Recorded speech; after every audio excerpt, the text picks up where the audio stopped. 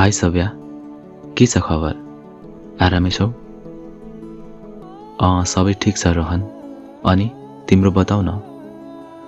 मेरो पनि सबै ठिकै छ सव्या, अहिलेसम्म बाँचेकै छु। धेरै लामो समयपछि भेट भयो है।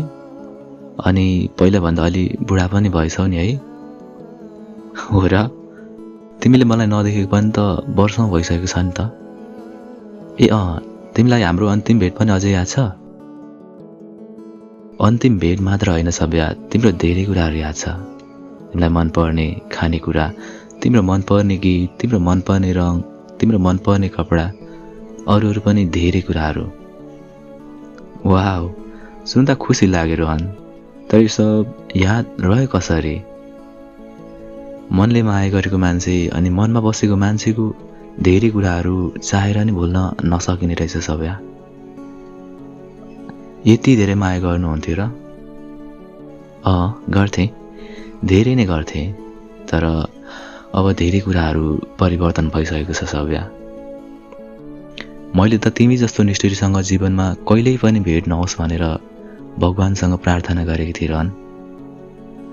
अहिले यो कुराहरू जानेर केही अर्थ त छैन, तर पनि म जान्न चाहेँ। त्यो बेलामा मैले मेरो परिस्थितिको बारेमा लेखेर तिमीलाई पठाएको चिठीको जवाब किन दिएनौ?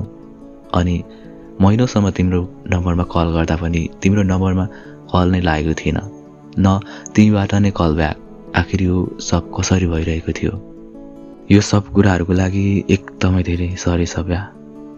जब मैले तिम्रो चिठी पाएँ, त्यो चिठीबाट थाहा पाएँ कि तिम्रो बाबाले तिम्रो जबरजस्ती विवाह गराइदिँदै हुनुहुन्छ भनेर। त्यही भएर तिमीले मलाई छिटो लिन आउन भनेकी रहेछौ। तर त्यही समय मेरो बाबा पनि मुटुको बिरामी हुनुहुन्थ्यो र जीवन र मृत्युको दोसाँधमा हुनुहुन्थ्यो। म बुवाको उपचारको लागि हस्पिटलाइज थिएँ। त्यही समय मेरो फोन पनि बिग्रेको थियो। मैले तिमीलाई मेरो बारेमा बताउन र केही समय पर्खनको लागि बताउन धेरै कल गर्ने कोसिस गरेँ, तर त्यो समय सम्भव नै भएन। अनि सोचे केही समयपछि समय मिलाएर तिमीलाई लिन जान्छु। तर विडम्बना अवस्थाहरू झन्झन बिग्रदै गइरहेको थियो। केही समयपछि बुबा पनि बित्नुभयो। त्यसपछि त म झनै विक्षिप्त बनेको थिएँ। केही सोच्न पनि सकिरहेको थिएन। बुबा बितेको केही दिनमै घरबाट बाहिर निस्कन त्यति सहज पनि थिएन। बल्ल तल्ल केही समय मिलाएर तिमीलाई भेट्न जाने निर्णय गरेँ। अनि जाँदा जाँदै बाटोमा पर्ने तिम्रो साथी सापेक्षालाई तिम्रो बारेमा सोधेँ, तर उसको जवाब सुनेर म छागाबाट नै खसेँ। सापेक्षाले भन्दै थिइन्, सरी रोहन, तिमी आउन एकदमै ढिला भयो। सब्याको त भोलि विवाह हुँदैछ। त्यति बेलासम्म म केही पनि सुनिरहेको थिइनँ, केही पनि भन्न सकिरहेको थिइनँ, केही पनि सोच्न सकिरहेको थिइनँ। मेरो परिस्थिति, मेरो भाग्य सम्झेर डाको छोडेर रुन मन थियो, तर सकिरहेको थिएन। त्यति बेलै सापेक्षा थप्दै थिइन् कि सब्याले तिमीलाई एकदमै धेरै माया गरेकी रहेछ। तिमी लिन आउँछौ भनेर सब्याले धेरै आश गरेकी थिए।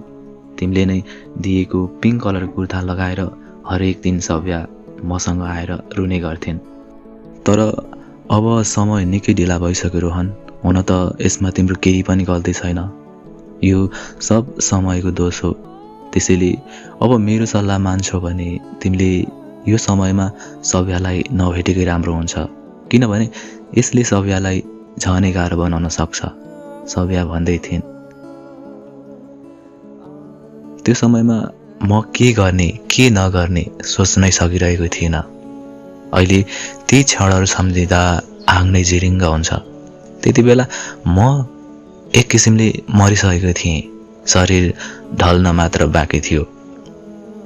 त्यो समय सापेक्षाको कुरा एकदमै सही थियो र मलाई लाग्यो पनि त्यस्तै। त्यसपछि मरिसकेको मन र ढल्न लागेको शरीर सम्हालिन खोज्दै तिमीलाई नभेटे पनि टाढैबाट अन्तिम पटक हेर्ने निधो गरे। त्यसपछि तिम्रो घरमाथिको चौताराबाट तिम्रो घरतर्फ हेरेँ। तिम्रो बिहेको तयारी तामझामको साथ चलिरहेको थियो। तिमी चाहिँ आँगनमा बसेर साँच्चीकै मैले नै दिएको पिङ्क कलरको कुर्ता लगाएर मेरै गाउँतिर डोलाएर हेरिरहेकी थियौ।